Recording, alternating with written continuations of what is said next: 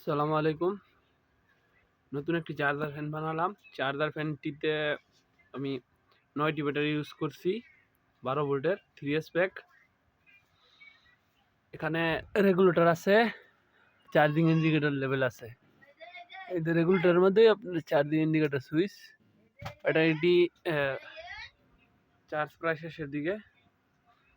ফ্যানটি আমি প্রায় লোড মানে কত ঘন্টা ব্যাকআপ দেয় তার জন্য টেস্টে বসাইছিলাম সকালবেলা। মেবি এটা দেখেন অলরেডি তো 7 ঘন্টা 13 মিনিট চলছে। এখনো 10-15-20 মিনিট চলবে আর কি। 7 ঘন্টা 13 মিনিট চলছে। 7 ঘন্টা 13 মিনিট 7 ঘন্টা 13 মিনিট ফ্যানটা চলছে।